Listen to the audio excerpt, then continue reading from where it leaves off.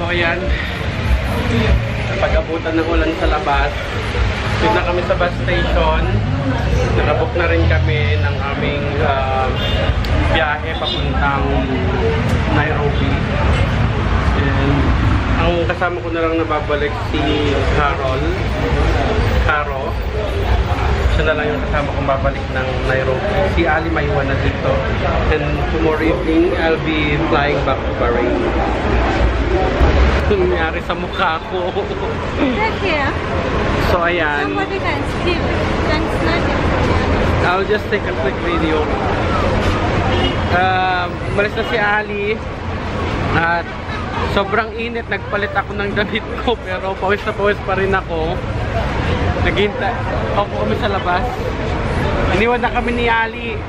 Si Caroline umiiyak kanina. Nagpaalam si Ali. So, wala, grabe. Sunog-sunog tayo ngayon dito sa Kenya. So, ayun. After nitong bus na to, yung bus na namin ang susunod. So, yun. Wala na akong masabi. Maitim na ako. Hello. Look at my face. I'm maputi dito, maitim dyan. So, ayan.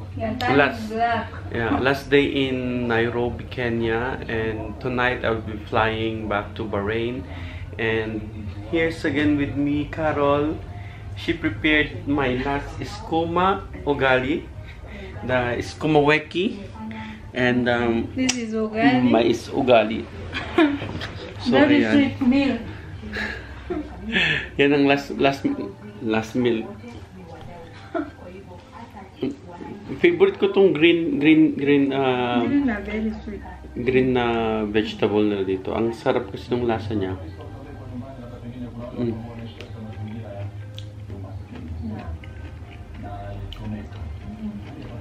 Usually piniprepare siya dito.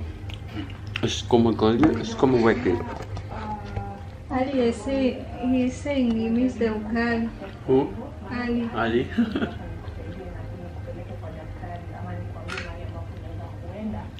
Tapos meron siyang, this is beef, right?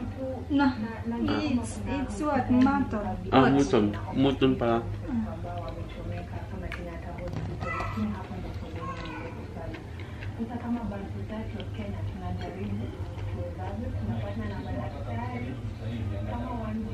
Super pagod.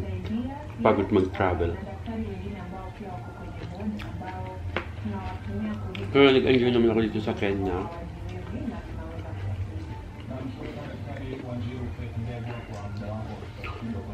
Pag kinakain nila ito, binibilog-bilog muna nila. Tapos nilang ibilog. Ganyan dito. Ang kakainin.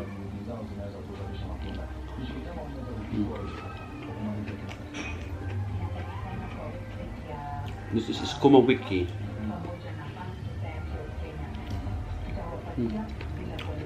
Sarap.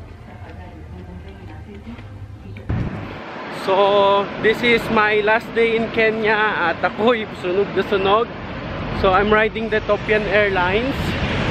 Ako na ang pinakahuling nag-board ng plane because I need to buy some coffee.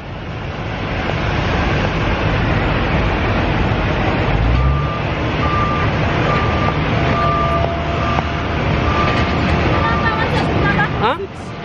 It's here. Where? Where are you going to sit? How are you? I'm fine. I'm the last one to board the plane. Very last. Thank you so much. Bye. Asante. Asante.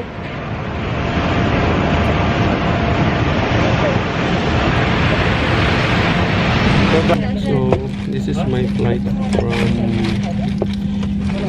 Addis Ababa to Bahrain. Sobrang bad service ng Ethiopian Airlines. Kinababa ako. Tapos pinapunta ng Terminal 2. Yung pala Terminal 1 yung flight ko. Tapos pagbaba mo ng Terminal 1, tinakbo ko pa parang layo. And then pagdating mo sa Terminal 1, walang signage kung saan ka papasok. Kailangan mo magtanong. Tapos sabi pa nila, takbo pa.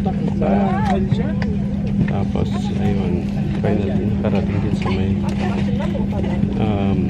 yun nga, parang nakalagay itong gate 30, pero 8:32 pala, wala man lang announcement, wala man lang sa screen. Kailangan pang tanong ng mga tao. Hindi na po ulit ng Ethiopian Airlines. Ayun po. Ayun na po. Flight na po na yung babalik ng Bahrain.